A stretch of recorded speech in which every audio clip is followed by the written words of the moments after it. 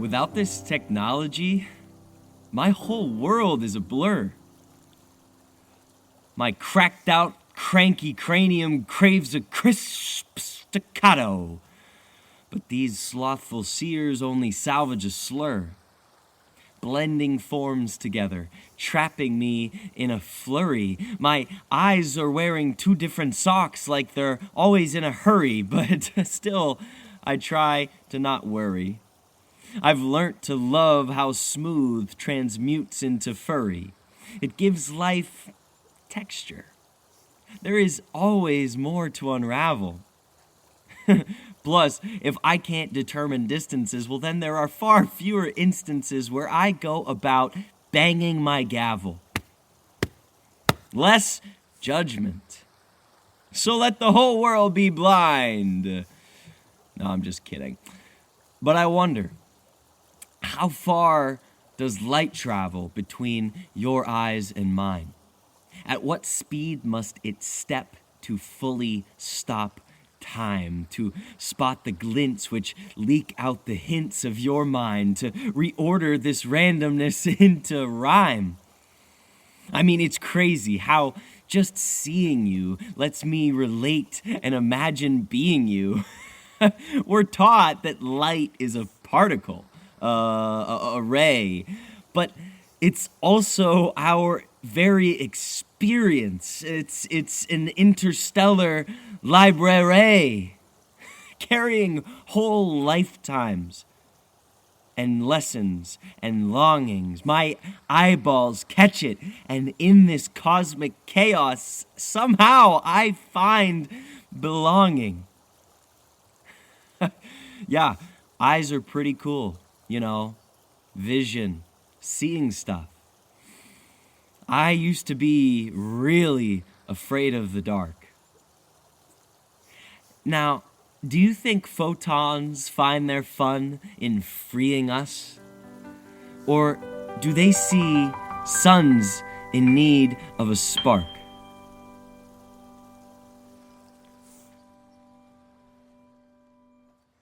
I want to talk about my experience with vision. Seeing stuff, right? Got two eyes, fortunately. Since about the third grade, I was told that they don't work all the way very good. No 20/20, I'm more like 2400. And the old saying is, once your vision is identified as impaired, you have, there's an M word, stigma, something, you know what I'm talking about. Well, it doesn't get any better, it just gets kind of progressively worse over time. And if you're fortunate enough to be born with great vision, eventually you'll get old and it'll start to deteriorate. And I've wanted to talk about vision for a long time. I do a lot of perusing. I look around a lot. I do a lot of looking day to day. Got my eyes open a lot of hours of the day. I'm sure you do as well.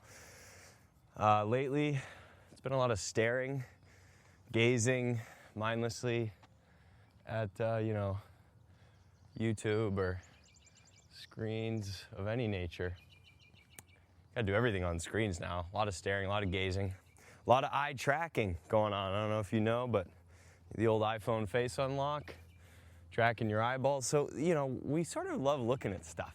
It's kind of our whole thing. Look at this, check this out. Look at me, Unlock your phone, access your financial information and your private notes and all that stuff with your eyeballs, right? Eyeballs.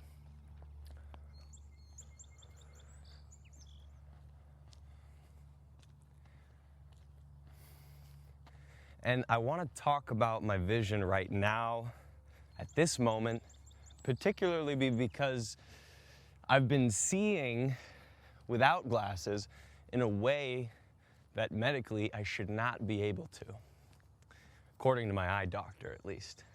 Last time I got a checkup, I said, so, just curious, doc, why can't I see good, Human being, most sophisticated mind and consciousness as far as we know in the known universe. I can homies related to me and my species can build skyscrapers, dig giant tunnels, go to the bottom of the ocean, fly to space, go to the moon. Artemis 2 launching soon. That's crazy. Nobody's talking about that. We're just casually going to the moon again while also threatening nuclear destruction here on Earth. It's a fun time to be alive. So vision, how does vision play a role in it? Well, everything is connected, of course. You've heard that before, but it's true. So Doc says, well, some eyeballs are just shaped differently. What's up, car? Please don't hit me. Did you not see me? This car literally just got closer to me. That's crazy, bro. See, vision is important, right? Especially if you're driving a heavy vehicle at high speeds. If you're not looking where you're going, I'm dead. So, doctor says, yeah, you know, the eyeballs they can be squeezed or compressed in a certain way that causes the way light refracts to not make it all the way, essentially. And I said, all right, that's cool. You know, it's not like the eyes are mostly liquid squishy balls that could potentially change day to day given the positions we put them in. But let me rewind a little bit more. So before I had that conversation with the eye doctor, I was introduced to the idea that vision is not static. It is in fact dynamic, meaning just like our literary characters, a static character stays the same over time and a dynamic character changes, evolves, develops, perhaps even improves. You know, dynamism could be a downward trend. Our vision can worsen. We know that. We accept that to be true. Everyone is like, oh yeah, new prescription, stronger prescription. But do we acknowledge the possibility, like right now as I'm speaking this, my vision is changing. As I blink, my vision is changing. As the wind picks up and my eyes become watery, I'm now seeing through the lens of my watery eyes and my vision is in fact changing. And it's interesting, right? Because that shouldn't happen. Now I know what you're thinking. Well, that's just a moment by moment circumstance. You know, you get blurry, watery eyes, of course, yada, yada, yada. But let's take inside outside. Right now I'm on a walk, run/walk. And the reason I chose to talk about this on a walk is because my vision sucks indoors. When I'm inside, there's no chance that I can really see anything without glasses. Call it lighting, call it air content, call it the entrapping space of my childhood home. But we'll get to that. But I was introduced to this idea that your vision, like ourselves, can grow and evolve over time with practice, with work, with patience. And of course, when I first read this, it was in a book written by a former optometrist who most optometrists I don't think like anymore because he's saying stuff that would put him out of business. But,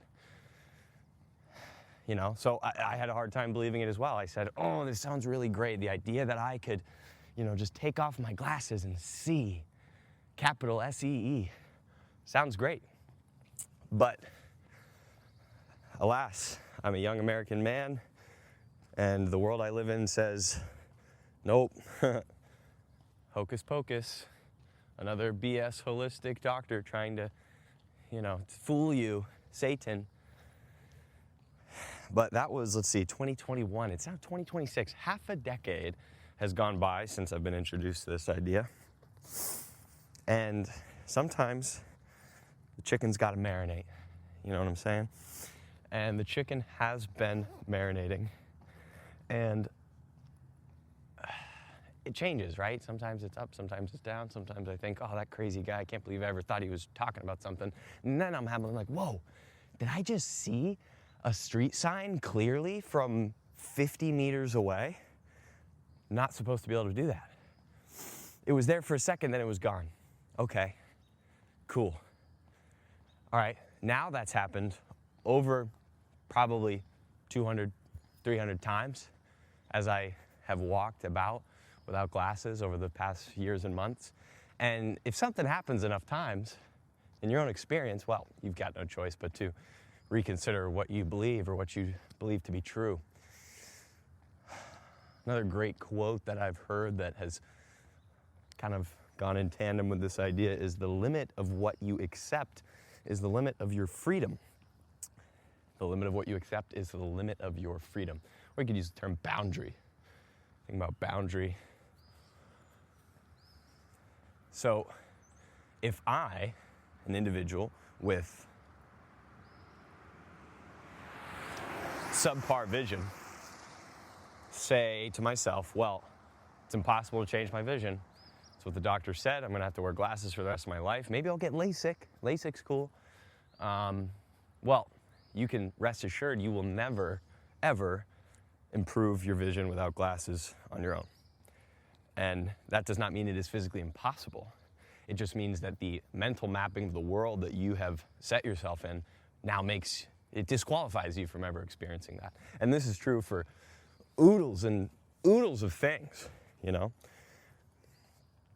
What we're capable of learning, the skills we're capable of developing. If you tell yourself you cannot do it, you cannot do it until maybe there's a moment where something happens to you, whether by chance or choice, and you're like, whoa, I can do that.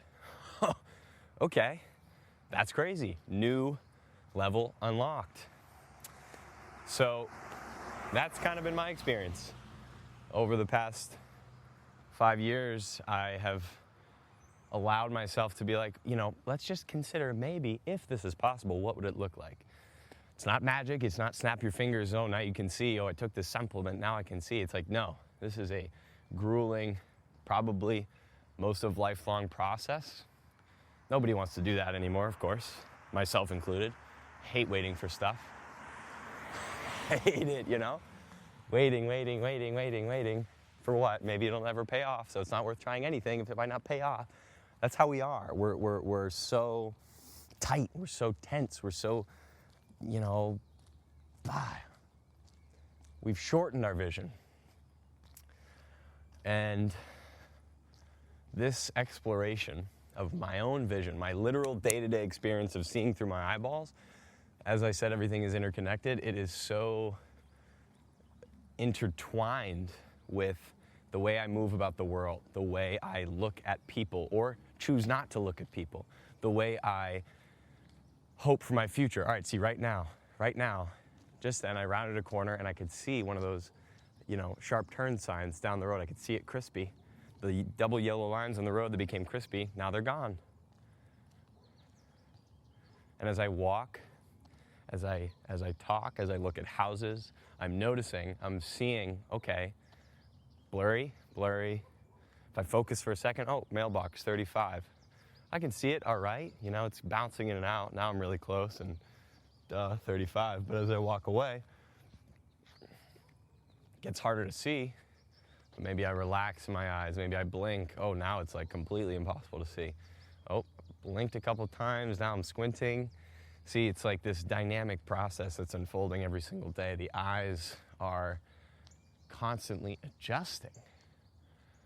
Colors, textures, sunlight bouncing, language. There's language everywhere. So we're always trying to read something. You say, if I can't read something from far away, then I can't see. Boom, self-imposed limitation. Okay, I can see the trees pretty all right. You know, they're not like 4K, but, you know, I can see them, smell them and all that. See that bird, but, oh, I noticed it's red. But it's not crispy, okay? And when something's not crispy, you're like, I'm not seeing right. I'm not seeing properly. So what do? I put my glasses on. Now, what have I done? Well, if I have an arm that is sprained or a bone that's broken, you know, if I want to set it right, set it straight, I can put it in a cast. And what that cast does, it says, stay here, don't move, and eventually you'll heal and then you'll be good to go. And another idea that this book presented was the human eye. It's one of the only organs in our entire body that we treat as a lost cause. So think about that for a second. Broken bones is an easy one. You break a bone, you put it in a cast, break a rib, you just like wait. You can't really do much. And eventually you trust it'll heal, it'll go back to its decent functioning. We don't do that with the eyes. The eyes are one of the most sophisticated organs in the human body, allowing us to visualize a world so full of waves and energy and information that we'd be completely overwhelmed if we didn't see just visible light. Like if you learn about X-rays and gamma rays and infrared and all that stuff, all that stuff is happening. All that stuff is live, but we're just not interpreting it. So our eyes give us a digestible slice of the world, right? But if they're not working right, we say, well, maybe in the next life, oh wait, reincarnation isn't real, so you're gonna spawn in as a human, not being able to do the one thing we love to do the most. But it's okay, because you can buy these glasses for $800, and we're gonna make them decently durable, so they'll probably break every 2 years, and we're also gonna convince you that every couple of years or year, you should have your prescription checked and updated, and don't worry, we'll help you. We'll buy you a new pair of lenses, okay? So, it's harmless, right? Makes a lot of sense. I need to be able to see, I need to be able to send my emails. I don't wanna have to practice my vision so that I can work my job and provide for myself, okay? I get it. It's not feasible. But what are the consequences of that idea? How many people wear glasses? So many. You don't even think about it. You're like, oh, glasses wearing human, cool. I wonder about when was glasses becoming a thing? Did you look at someone wearing glasses and be like, look at this friggin' prick thinking they're cooler than me with their little spectacles? Oh, they're half moon crescents on your eyes. Oh, bifocals, cool. What are you? Now it's like glasses, glasses, glasses. I can express myself through my glasses. I can accessorize with glasses. I don't even need to have a prescription to wear glasses. I can just wear glasses because they're cool. Things over my eyes. Windows between my direct experience of the world and the world. Okay? Ooh, it's not that deep. Sure. What if it is? The limits of what you accept, the limits of your freedom. So, what I'm finding lately is that I get this crazy tightness and tension in my eyes that seeps into my head when I'm wearing my glasses or contacts for a long period of time. And then, okay, the thought has crossed my mind, oh, we need a new prescription. Talk to Ma, oh yeah, you probably get a new prescription. It's like, oh yeah, let me get a refreshed prescription tuned exactly to how I'm currently seeing in this moment indoors, by the way. Remember how I mentioned I see differently outdoors than indoors? Where do you get your prescription test? In a dark room, pointing at a wall of lit up letters, okay? So in order for me to best assess, what's up dog, how to see as a human in the world, where do I go? I go indoors, turn the lights off, and look at printed language on the wall, projected letters on the wall. And as I'm saying this, right, I'm realizing this is the definition of Plato's allegory of the cave. If you don't know what that is, look it up, because I don't want to go so far off that I forget what I'm talking about. But projected letters on the wall, and this man's telling me this is how you're going to see now. All right, so I see that you can't see these things I've projected. Here's the thing to help you see them right now. But it's like, wait, what happens when I'm outdoors? And then I'm like, my vision's a little crispier. My eyes are sweating from the wind as they naturally might. And then, oh, and now I've got these glasses on. So my vision is fixed. I'm at a fixed point of focus. You know, there's slight variation between the center of the lens and the outside of the lens, but BS, dude. You know what I'm saying? And if you're still listening and you haven't thought this guy's crazy, he's trying to talk about big vision, all that. Well, I don't know, because there's some times where I'm like, if I'm looking at something up close and I have my glasses on, well, this is a problem. And they tell you, you know, take your glasses off for a certain thing, but do we really do that? The amount of times we're looking at our phones and people really say, oh, well, I'm this distance using my focus, so let me remove my glasses. No, we don't do that. So what am I doing? Accidentally harming my eyes over and over, time and time again. Harming them, giving them a crutch that they don't need, not letting them do any work. What happens when you're bedridden in a hospital? Well, the nursing staff, they flip you and they roll you and they change so you don't get sores, so you don't atrophy. When we don't use our body, it atrophies. So accepting this idea of static, stagnant vision,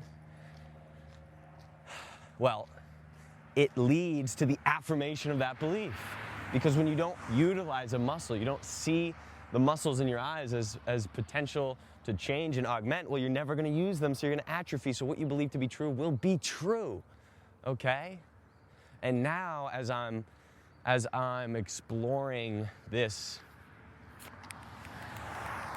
I don't know what you call it. I don't hate it, side quest, whatever. It's not a side quest, it's more of a main quest, because it's like my day-to-day existence. But, okay, I'm seeing this mailbox right now. I still see 2 of the letter, but I see it. Oh, there's actually 2 printed on the mailbox. That's hilarious. I thought I was seeing double, but they just had the same thing twice. See, sometimes our eyes deceive us.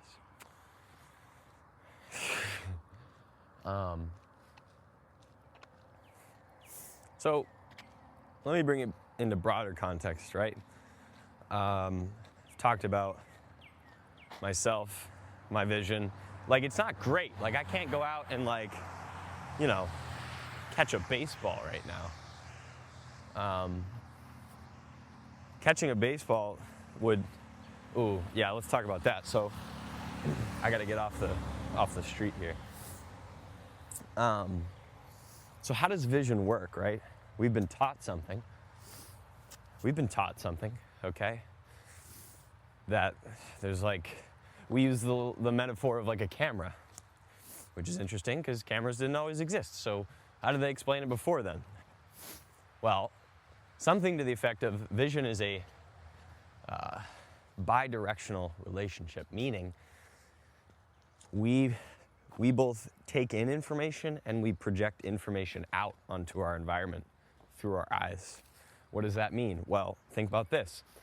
Your home that you live in, when you are in it, you're seeing it, okay? But when you're not in your home, if I asked you, hey, close your eyes and imagine your home, you could visualize the home you just left that morning or that evening. You could see it in your memory. So when I'm seeing something that I'm familiar with, there's an element of memory interwoven with that seeing. Oh my gosh, I could not believe my eyes. I could not believe my eyes. Great expression. Couldn't believe my eyes. Can't believe what I'm seeing. You're seeing something. The information in the world is telling you something, but it's conflicting with your memory, with your patterned understanding of that thing. So now there's a conflict between what you're seeing and what your memory tells you is true or has been true most of the time. So our vision can fight our memory. Our vision can be in conflict with our memory, with our preconceived notions. Oh my God, how can XYZ politician possibly believe this when this fact is clearly presented in front of their face? Well, that is because we have the ability to decide, am I going to willingly co-opt in this relationship, or am I going to choose, no, I'm just projecting out on the world. I'm only going to make the world be what I want to see it as. I'm not going to allow the world to influence what I believe. I am not going to see what is there to be seen. We have the choice. We have a choice in that.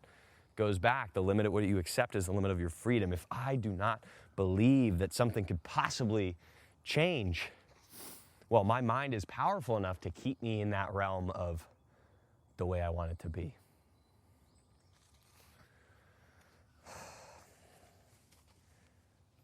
I had a friend whose house set on fire in their childhood, and then, fire people put it out, water damage, busted, and that's something crazy, right? The place that you grew up in now burned and charred. That is a great example of okay, what I'm now seeing in front of me goes against every other instance of my seeing this thing. And sometimes that image is so powerful that it must override the memory. There is no room for you to be like, no, my house isn't burned down. It is. Look at it. It's right there. It's burned down. That image is strong enough to tear down the preconceived notion that you have, and it's bringing this vision of it into the present. Now that's going to be a memory that's in there. You'll still have those memories of your house, but this one's stronger. So when we're seeing, we're applying memory to our view, alive in the moment, every moment. And that's why we love, travel. Oh my God, I just want to travel. I love traveling and seeing the world. Seeing the world. How exciting is it to see something that has no basis in your memory, the complete novelty of it, that new tree, that new species, that, oh my gosh, this city, the people, how they're dressed, how they look, we gorge on it. It's delicious. It's infectious, okay? I mean, I love that. I went to Costa Rica and like the plants there, you want to like just put your eyeball on them, but you can't because some of them might be poisonous. There might be a bug in there. But the colors, the vibrancy, it's absolutely stunning. Absolutely stunning, right? But for me, in my experience, I couldn't enjoy those visual meals without a pair of glasses, a pair of lenses so that I could see, right? But when I'm wearing that pair of lenses, let's say I'm looking at this beautiful plant with a flowering and an unfolding that I've never seen before. What do I do when I want to get a good look at it? I have to take my glasses off and get right up to it. Like right now, I'm right up to this tree. I'm right up close to this tree without glasses on. And you know what I'm seeing? I'm seeing so many things other than tree. From far away, right? Are you with me? I don't even know what I'm talking about. From far away, I see, boom, there's a tree, there's another tree, there's a tree. There's a lot of trees right here. Some of them look the same-ish, some of them look different. These ones got green mossy spots on, but when I get close to it, when this is now the center of my focus, I see gashes, I see veins, I see cracks, I see maybe the crusty separation of a beach after the water has receded. I see little dots, I see layers, I see almost bricklaying in the pattern of this bark. I see moss that looks like, networks, like a web map or a spider's web. I'm seeing these little protrusions from the tree. I'm wondering, like, oh, is that coming from the inside? Was there a branch there? I'm looking for bugs. So what's happening is because my view of it is changing and the filtering of it has changed, I'm making all these other connections. And I know I'm just like rambling out loud right now, but it's actually helping me to allow them to bubble up. So this tree becomes a whole different thing. It takes on a whole different form versus as I walk away and scan where I just was, it's just another tree. Look at all of them. It's just another tree, okay? So my proximity to a thing changes my experience of it, changes its magnitude in my environment, in the world, changes how much I care about it, right? Walk away from the tree, don't care. I'm up close, I'm like, wow, this is pretty crazy. And this connects, right, with our current and past many years of social discourse, right? There are so many things happening in the world, so many things happening in our lives, in the lives of our nation and the globe, and we're being asked to look at it. Look at this, raise awareness, give your attention to these issues, right? And when there's so many of them, I'm looking at a burning forest and I'm saying the world is lost. But when I go up close, when I go up real close and I say, oh, okay, all right, world hunger, that sucks. But wait, this kid in this classroom is hungry and here's a bag of food and I can give this to you right now, okay? So when I'm up close to an issue, I can see it, I can understand its texture, its contours, I can see the colors of it, I can see how the light reflects on it. Now there's an element of caring, right? There's an element of, oh, I can do something about this. I can get a grip on this. Vision, caring, capacity for change, all of these things are intertwined. The view of myself, my own understanding of myself as an agent of change, as some entity in the world that can do something in the world. Not just a spectator watching everything go by, right? I mean, like, just a brief sampling of the issues in the past 6 months. Okay, so our president of the free world, has intimate connections with a guy who is intimately involved in a lot of really messed up things. And we all agree that this is wrong, but for some reason nothing's happening about it, and we're not really sure why. And at the same time, this same guy who's doing all these atrocious things is connected with this country who has seemingly pulled us into a war with another country that I don't really understand, but I'm being told is bad and wants to destroy me. Although the only thing I can see is myself and my flag destroying them. And at the same time, the whole world is like, hey, you guys need to chill. And we're like, no, you guys need to do more. And then, you know, people have forgotten that like the climate is kind of going to the not great places, and you know, the future of the water we drink and the air we breathe is not certain. The economy is just like a thing that a lot of people don't understand, and we're just kind of told, well, it's doing this, it's doing that, and then you're like, what am I actually seeing happen here? And when all of this seeing is so overwhelming, what do? We retreat, we shrink our vision, we become myopic. It's the M word that I was trying to think of. We become myopic, not genetically, but by choice, because myopia is easier in a world that is so confusing and crazy. It is easier not to see it all clearly, because to see it all clearly is it's impossible to take a step. Right? That's why we have our focuses, our niches, our skills, our specializations, but oh my gosh, it's so much.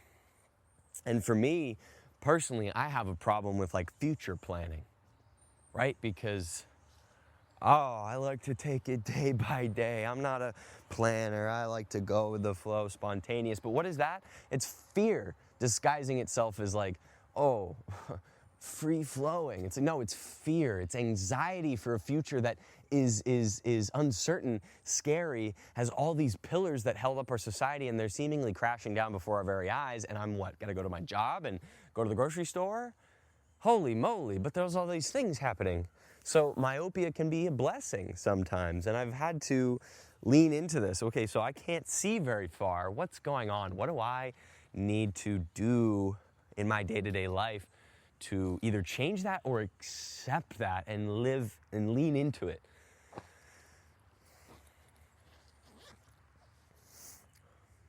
Kind of rolling right now, not gonna lie.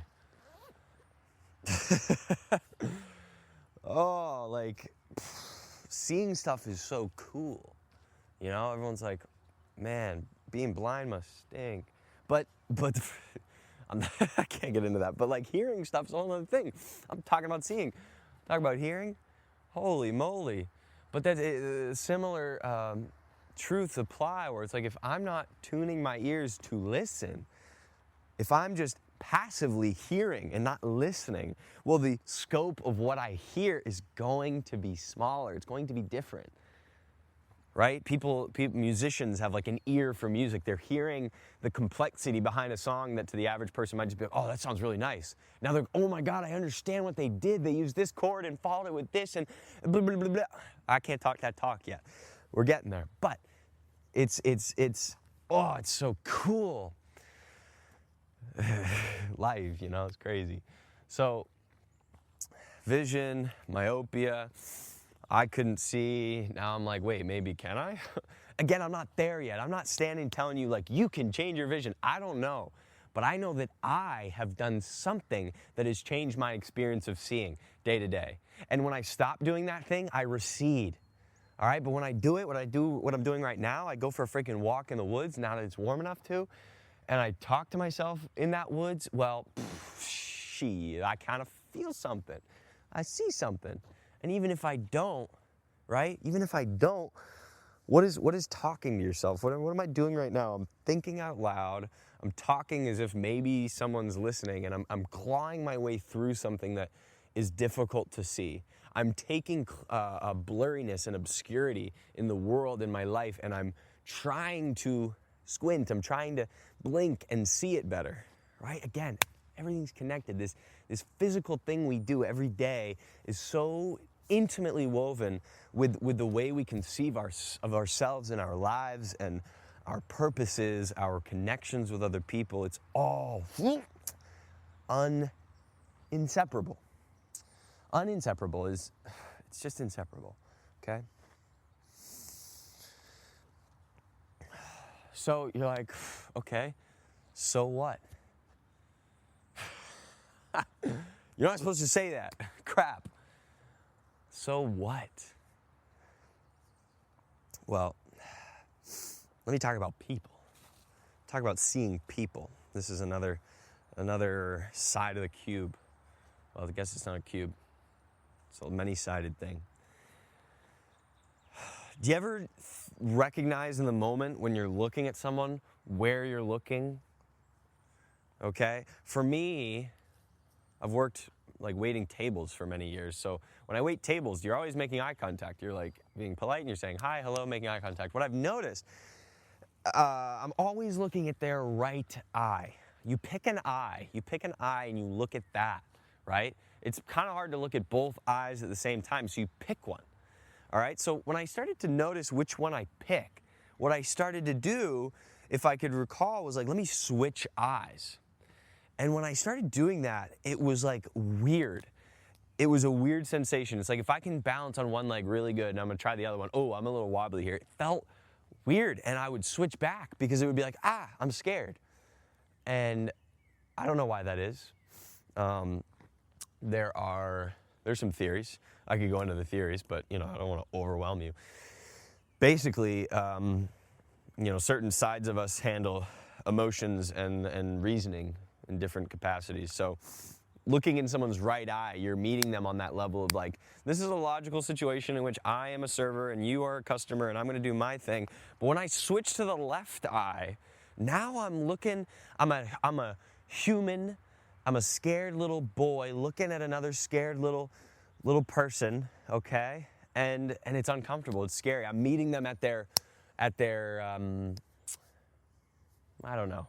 The eyes are the windows to the soul, they say, right? So when we look at people, we are looking at not just their body, not just their eyes. We're looking at a force in the universe. We're perceiving another force, an agent in the universe that has their own will, their own beauty, their own creativity, their own imagination, their own fears, anxieties, hopes, despairs. That's what we're perceiving when we look in someone's eyes. And you might be thinking, well, I don't do that. Of course you don't, because it's too much to do that every time, so we don't. We make ourselves myopic when we look at other people. We convince ourselves that, I'm just doing an interaction. It's like, no, you are looking into the infinite, into yourself. We don't just say, oh, the eyes are the windows to the soul because it's cute. It's a truth. And the reason that saying still exists is because everyone is like, yeah. Eye contact is, if someone says eye contact is scary, of course it is. Of course it is, because we live in a world in which looking at people, looking at the world for the beauty and vastness that it is terrifying. It is discouraged. It is not rewarded. It is anxiety-inducing because it's uncertain, because there's no ground to stand on there. We're meeting each other in the infinity of space, and it's like, well, what do we do now? Oh yeah. What kind of cheese you want? Sorry, what kind of toast? Sorry, I got lost in your eyes, sir. Anyways, please give me money. Like, that's crazy, bro. It's absolutely bonkers. So, my vision, I literally, in my day-to-day experience, cannot go about interactions with humans and look at them in the eyes without glasses. And if I were to look at them in the eyes without glasses, we would be face to face. And that level of intimacy is not something that you can do when you're, discussing the best menu item or trying to teach a kid how to do double-digit multiplication. All right, you can't get nose to nose with those people. It's not allowed. And not ideal. So I have this, and for some people it's like, there's literally no problem, Dan, just wear glasses and you're fine. Great, but can we just put that aside as an impossibility right now? I want to be able to see people on my own. I want to be able to look at you. I want to be able to look at you right in the eyes from wherever I'm standing. you know, if you're too far away, nobody can see that. But, oh, I want to be able to share a glance from across the room without having to look through my freaking tinted spectacles, okay? Oh, man, that would be so cool. And if I'm being honest, the biggest reason that I'm like talking about this right now is like that is a hope that I am just now allowing myself to like realize, like, what if I can like see someone without my glasses? Oh, that'd be so cool. Earlier I was walking my dogs, and it's actually when I like decided to come out in the woods by myself, talk about it, was I was walking them and I was thinking about someone and I was smiling. I was like filled with some love, and this street sign, wicked far away, for me, wicked far away, I saw it and I blinked and I still saw it, and I was like, holy crap, like, oh, when I take a deep breath and I'm thinking about someone I love and care about and wishing the best for them, and then at the same time, now my vision is crispifying right before my very eyes. My very eyes are, I mean, so cool. And you know, I want that. I want that for more things. I want to take that feeling and stretch it out. All right, maybe then I could look confidently into my future. Maybe then I could look confidently into the eyes of the people that I love, the people that I don't know, the people, you know? Eyes are crazy, man. The amount of information that we pass through them. It's nobody's asking, like, how do we do that? What? Oh my gosh. There's a word for, it's a cool word in another language. I talked about it a while ago for like when you're in a room and something's happening in the room, and you and a friend, it's usually got to be a good friend, otherwise this language doesn't operate, and you both like share a brief glance and you know exactly what both of you are thinking. I mean, that's so cool. That's crazy, dog. That's crazy. And you don't like to use the word telepathy, but what is that? It's two minds meeting through the eyes and being like, yep, we're thinking the same thing. We're on the same, you know? Bruh. Hate that I just said bruh, but that's crazy. I want that. I want to wake up and just, look at that. Oh, that's the time. Oh, that's a bird outside. Oh, you know, I'm blinking. Like the amount of passive chronic eye strain I've just gotten used to, I'm sick of it, dude. I'm sick of it. I want to look into the sun, and I want to see the sunset. I want to go on top of a mountain and look around, because honestly, and I don't know if you've ever tried this, if you wear glasses, get to the point where you can see clearly without glasses, like distance-wise, and the feeling, the experience of your vision is so much different. Like when I'm looking at this tree, bro, I'm like, wow, there's so many different layers to stuff. And if I have my glasses on, I'm locked into like one focus point, and you don't get all those things. I don't care if you're like, yeah, I need this to go on my day. You are limited in some ways, and maybe there are ways that you don't care about, but they're there. And unfortunately, I can't ignore that in myself. It's been too long where I'm just like, I'm physically uncomfortable after wearing my glasses. If I'm playing basketball and I get hit and they fall off, now I'm anxious because what if someone steps on them and they break? Oh, now I can't see. Now I don't trust myself to make this pass. Oh, but I still can. Oh, you know, that happened the other day. Glasses fell off. Still made the pass, made a basket. It was epic. You know what I mean, though? Like, I have this lack of trust in myself. When I wake up in the morning and it's dark, I don't want to turn the lights on, I put my glasses on to brush my teeth. Why do I need to do that, right? There's so many moments where it's like, I don't need my glasses to, like, do my morning routine. I can just do it. But there's this, like, anxiety not being able to see clearly, even though I don't need to. There's no utility in my seeing clearly. But I'm just so used to that. I crave that crispy, perfect vision. It's not even perfect, but it's better than what I have. And it's like, I don't care about that. So, third grade, I got glasses. Bad vision. Teacher said he's squinting. He's got to see, right? I don't know, I just can't shake this feeling that at some point someone said something to me that made me retreat in. All right, why am I not seeing good now? Because like, there's this deep relationship between how our senses operate and how we live within ourselves. Like my perception of myself, my understanding of my potential and my capacity, it affects my day-to-day experience, right? Like someone who is anxious, there are all these things going on with their self-perception and the magnitude they give to events or different things that might happen, right? All these things are interwoven. Our physical composition and our mental mapping of ourselves in the world, they're so intertwined, and to say otherwise, it's like, well, that's a limitation. But at the same time, we love limitation. I love limitation because my potential is too much. It's too much to handle. We're afraid of our own radiance.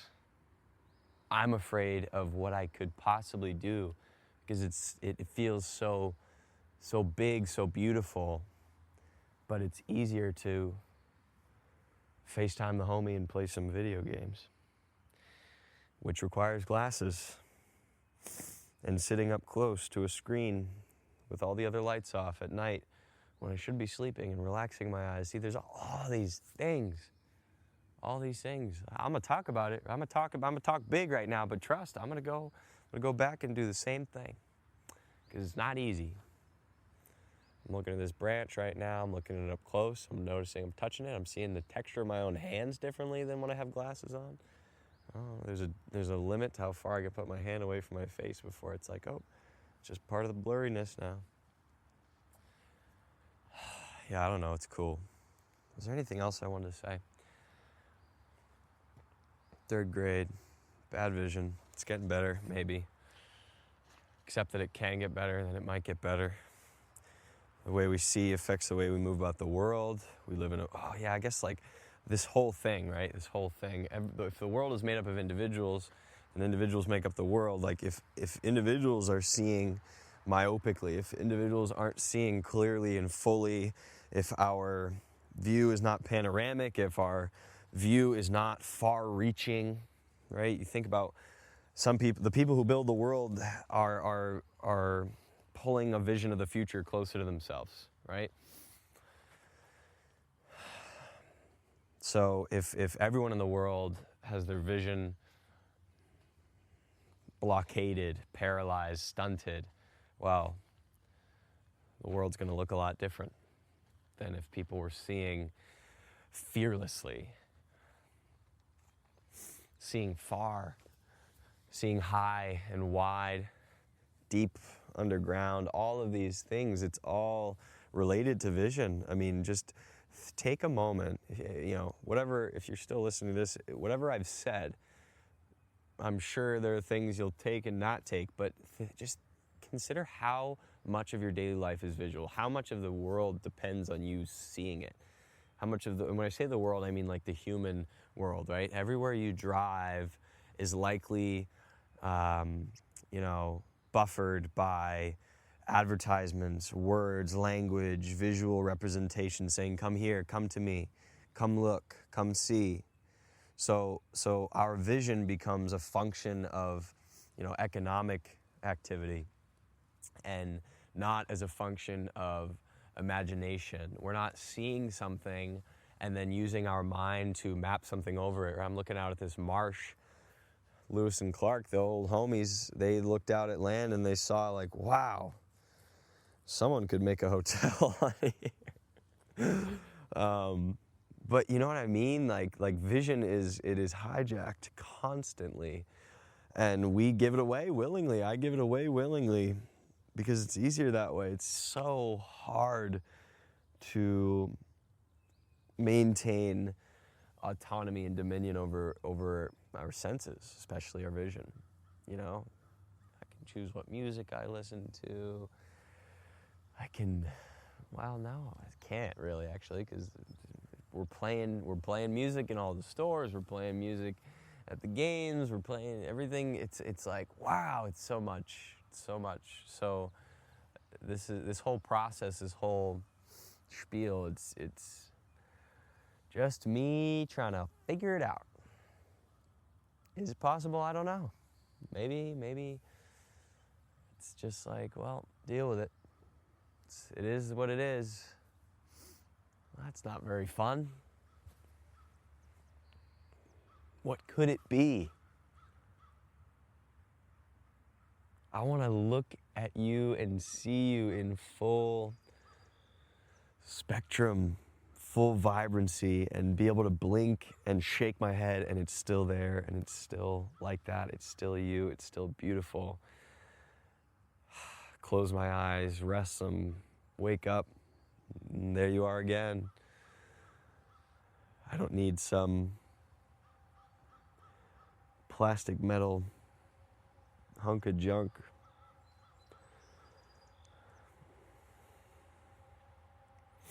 All right, I'm tired now.